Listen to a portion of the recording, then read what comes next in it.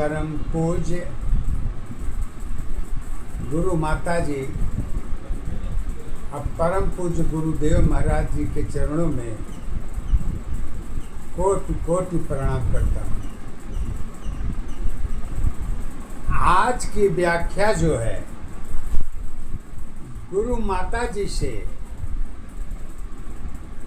रूपा ने एक प्रश्न किया कि गुरु माँ सत्यता क्या होती है, इसकी पहचान कैसे करेंगे।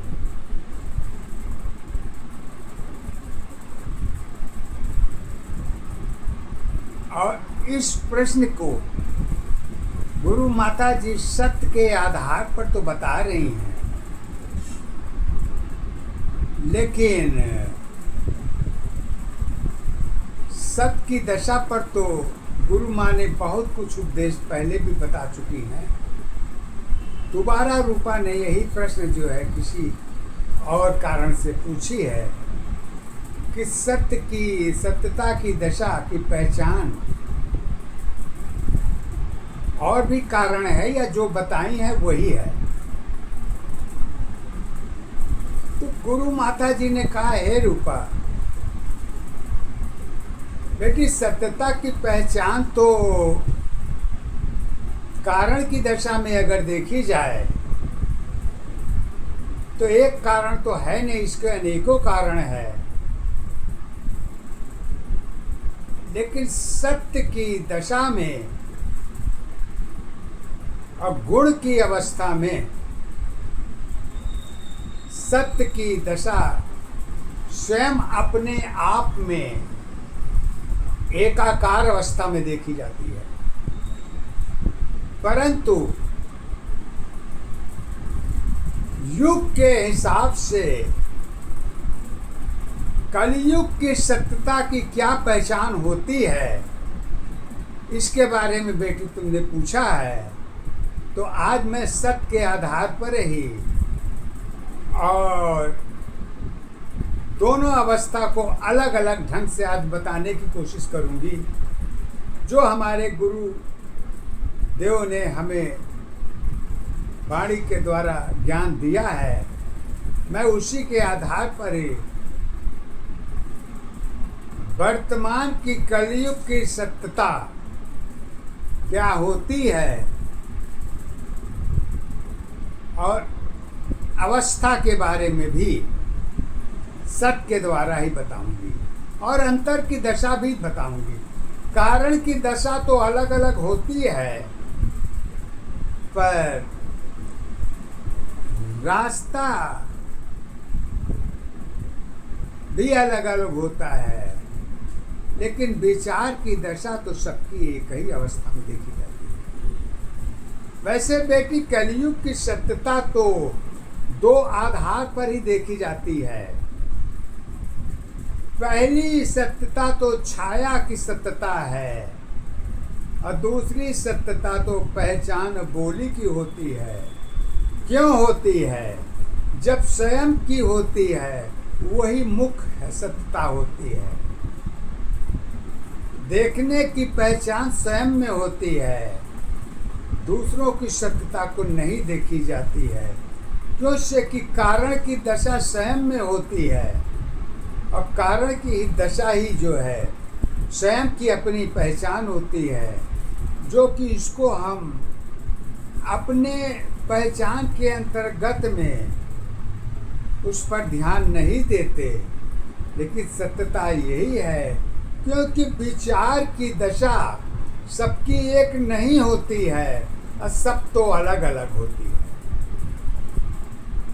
क्योंकि दशा चाहे प्रेम की होती हो या चाहे पहचान की होती हो, चाहे धर्म की होती हो, चाहे त्याग का हो, चाहे कर्म का हो, ये सब सारी पहचान सब कुछ अगर एक दशा को छोड़ के सामूहिक दशा के अंतर्गत में देखी जाए तो सिस्टम के अधीन किसी एक चीज दशा को नहीं देखी जा सकती। क्यों से कि स्वयं की दशा तो होती है, लेकिन जब सामूहिक दशा में जुड़ जाती है तो वहां पर स्वयं की दशा माने नहीं रखती है, और वहां पर अलग अलग देखी भी नहीं जा सकती है। सबको उस समय कर्म की दशा और धर्म की अवस्था और समय की दशा, ये सारी चीजें सिस्टम के अधीन ही देखी जाएगी। पर्सनल उसमें तुम्हारा पाप पुण्य से कोई मतलब नहीं है। क्या सत्य है क्या असत्य है यह आपके अधीन नहीं, ये सिस्टम के अधीन देखी जाती है। और सिस्टम का अधीन किसी एक व्यक्ति की पहचान नहीं होती। यही जो है मन की दशा कभी देखी नहीं जा सकती। सत्य की पहचान तो वही होती है जो प्राचीन पहचान की दशा सत्य के प्रति होती है, कहने से कुछ नहीं होती। क्योंकि यही गलत तो संविधान के अधीन ही सत्य की दशा देखी जाती है। वर्तमान युग कलयुग के आधार पर जब दामन की अवस्था स्वयं पर जुड़ती है तो स्वयं की अवस्था कहाँ होगी? स्वयं की दशा में खुद अपनी पहचान देखिए। तो गुरु माता जी ने एक बात तो कही है,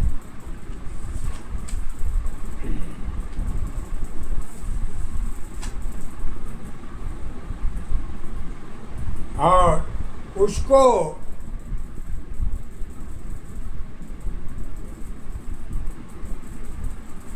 दशा को लेके कहती हैं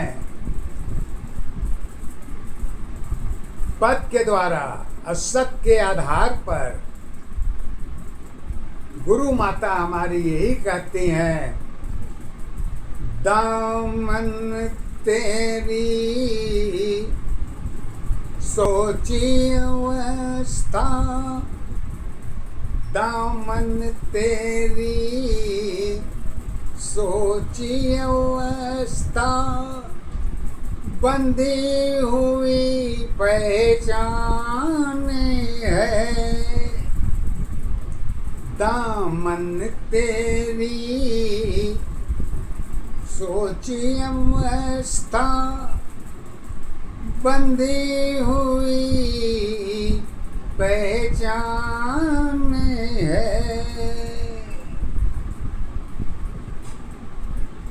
एक दशा में दामन तेरी जुड़ी दशा धारी है, एक दशा आधारी अवस्था, एक दशा पहचान है, एक अवस्था दामन तेरी सोच की आधार है, सत्य अवस्था जीवन की दामन तेरी पहचान बनी, सत्य अवस्था जीवन की दामन तेरी पहचान बनी, एक सत्य आधार अवस्था, बंधी हुई पहचान बनी, पहचान अवस्था एक दशा आधार तुम्हारी एक है, सत्य जीवन के दामन तेरी स्वयं दशा आधार है। कहती हैं स्वयं की दशा तो आधार के अधीन देखी जा सकती है, लेकिन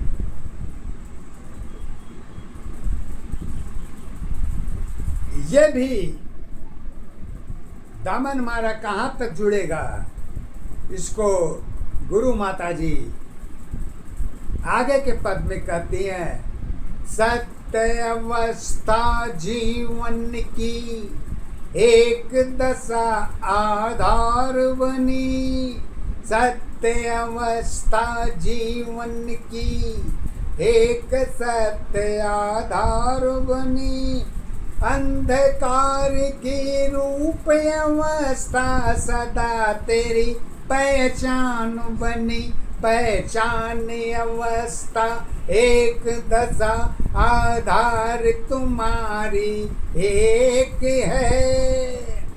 सत्य जीवन की दामन तेरी सत्य अवस्था एक है। अंधकार पहचान नहीं है, सूर्य तेरी आधार बनी। अंधकार पहचान नहीं है, सूर्य तेरी आधार बनी। इंतजार की संयम अवस्था एक दशा पहचान बनी। पहचान अवस्था एक दशा आधार तुम्हारी एक है। दामन तेरी जुड़ी अवस्था स्वयं दशा पहचान है। दोनों अवस्था एक ही है, सत्य यही आधार है। आधार सबकी एक नहीं है, अलग अलग पहचान है। पहचान तुम्हारी स्वयं नहीं है, लोगों की आधार बनी। मन की दशा तो कर्म जुड़ी है, अलग अलग पहचान बनी। पहचान तुम्हारी दामन है, छोड़ने की आधार नहीं। सत्य दामन की एक अवस्था, बंधन की आधार है। आधार अवस्था एक दशा पहचान तुम्हारी एक है। सत्य जीवन की कथा अवस्था कर्म दशा आधार बनी। पहचान तुम्हारी कर्म है और कोई आधार नहीं। पहचान तुम्हारी कर्म है और कोई आधार नहीं। थोड़े दिन की कर्म जुड़ी है, वही तेरी पहचान बनी। पहचान अवस्था एक दशा आधार तुम्हारी एक है। सत्य जीवन की एक अवस्था, दमन तेरी पहचान है। थोड़े दिन की कर्म जुड़ी है, वही तेरी पहचान बनी। सुख सुविधा की लंबी है, उम्र की आधार बनी। उम्र तेरी पहचान नहीं है, समय की सत्ताधार नहीं। अरूप अवस्था सुंदरता की एक सत्य पहचान नहीं। पहचान अवस्था समय दशा की सत्य नहीं आधार है। दामन तेरी जुड़ी अवस्था कर्मों की पहचान है। कर्म तुम्हारी दशा अवस्था सत्य नहीं आधार है।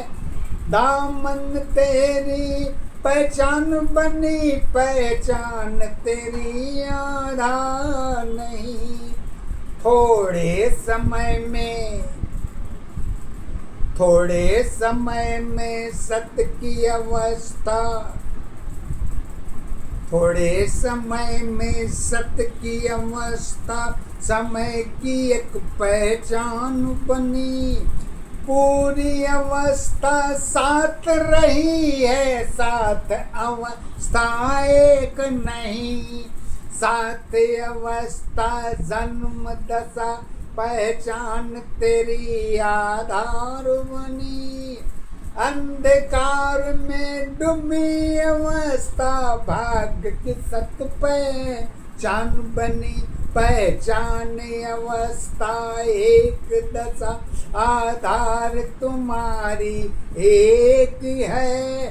सत्य जीवन में दामन तेरी स्वयं दशा आधार बनी। कैसे? गुरु माता जी कहती हैं,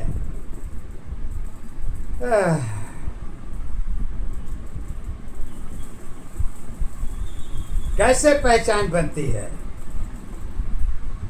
पहचान की भी अपनी कोई सीमा होगी, कोई समय होगा। क्या ये सब मानव जीवन के साथ ही जोड़ के देखी जाती है? क्या मानव जीवन के अधीन में ही पहचान है? नहीं। अगर मानव जीवन के अंदर में हर चीज जोड़ के पहचान हो जाए तो मानव जीवन की तो 99% समस्या तो हल हो जाएगी।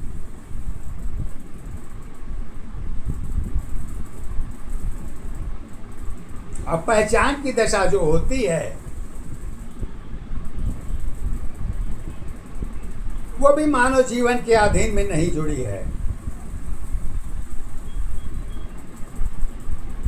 और उसकी पहचान जो होती है,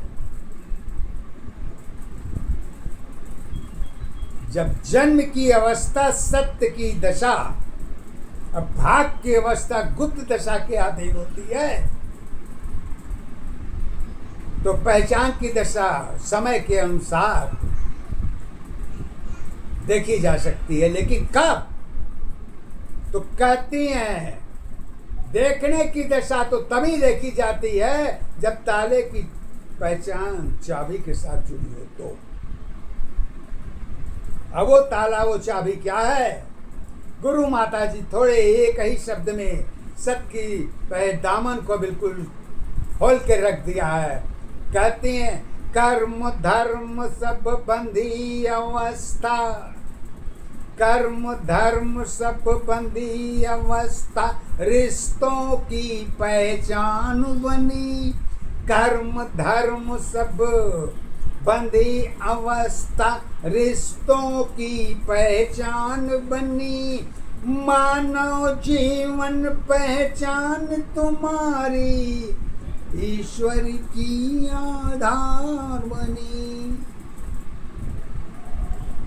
मानव जीवन की पहचान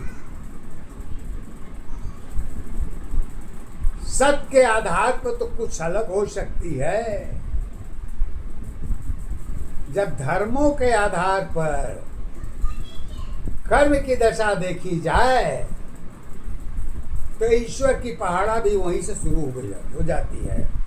जोड़ घटाना गुणा भाग जो कुछ हो सब उसी में रखा रहता है। तो कहती है आखिर जोड़ घटाना गुणा भाग का भी तो पहचान कहीं न कहीं तो होगी। तो गुरु माँ इस बात को कहती हैं, हाँ पहचान तो है, लेकिन सत्य के आधार पर तो पहचान नहीं है, लेकिन ईश्वर के आधार पर तो पहचान है। वो कैसे है? गुरु माता जी एक ही बार में पहचान बताती हैं कि शक्ति में पहचान जुड़ी है, शक्ति में पहचान जुड़ी है, मन की एक आधार बनी। शक्ति में पहचान जुड़ी है, मन की एक आधार बनी।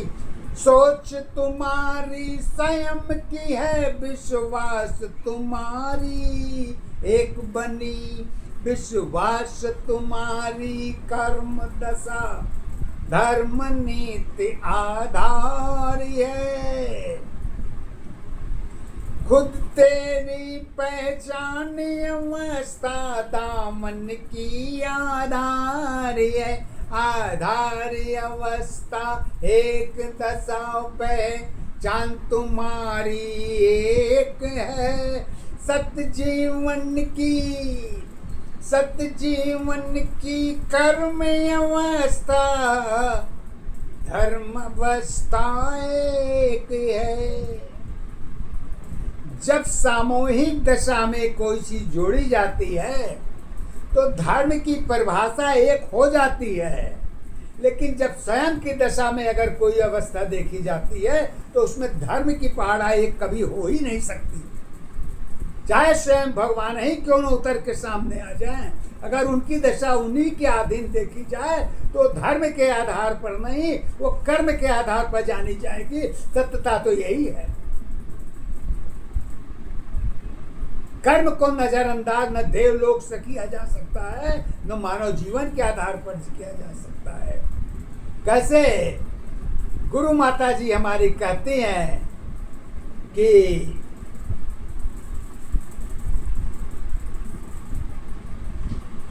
ये चीजें किस आधार पर देखी जा सकती है? जब सत्य की अवस्था दो दशा के अधीन जुड़ी जाती है तो आधार की दशा इसी के दरमियान में ही देखी जाती है, और कहीं इसका कारण जो है एकाकार अवस्था में नहीं है। क्यों नहीं है? गुरु माता जी कहती हैं न होने का कारण तो एक ही है। तो देखिए गुरु माता जी अपने पद के द्वारा कितना खूबसूरत पद उन्होंने दिया है। धर्म तुम्हारी कहाँ पे होगी, खुद तेरी पहचान नहीं। धर्म तुम्हारी कहाँ पे होगी, खुद तेरी पहचान नहीं। दशा तुम्हारी स्वयं की है, तुम्हारी पहचान एक है। एक दशा आधार अवस्था एक दशा पहचान है। एक अवस्था धर्म जुड़ी है, कर्मों की पहचान है। पहचान अवस्था एक दशा आधार तुम्हारी एक है। सत्य जीवन की रूप अवस्था दामन की पहचान बनी। पहचान अवस्था सगी दशा है, छोड़ने की आधार नहीं। सत्य अवस्था जुड़ी दशा की आत्मा की आधार बनी। आधारी अवस्था एक दशा पहचान तुम्हारी एक है। आत्मा की आधार तुम्हारी मानव की पहचान है। पहचान अवस्था एक दशा आधार तुम्हारी एक है। दामन तेरी जुड़ी अवस्था एक सत्य आधार है। आधार अवस्था एक दशा पहचान तुम्हारी एक है। सत्य जीवन की दामन तेरी एक सत्य पहचान है। दामन की पहचान तो एक सत्य के आधार पर गुरु मां बता तो रही हैं, लेकिन इसको भी पूर्ण रूप से अगर कारण की दशा में अगर ये देखी जाए तो दामन भी एक आधार की पहचान नहीं बन पाती कहीं से। जब कारण एक दशा के आधार पर नहीं है तो दामन की दशा एक आधार पर कहां से हो सकती है। इसको गुरु माता जी अपने प्रश्न के आधार पर पद के द्वारा बहुत अच्छे तरीके से वो बता रही हैं। इसको जानने के लिए गुरु माता जी के इस पद का स्वागत करिए। कहती हैं, कारण की अवस्था अनेकों है, कारण की अवस्था अनेकों है, सत्य की अवस्था क्या होगी। कारण की अवस्था अनेकों है, सत्य की अवस्था क्या होगी। पहचान तुम्हारी स्वयं नहीं है, अपनों की पहचान नहीं।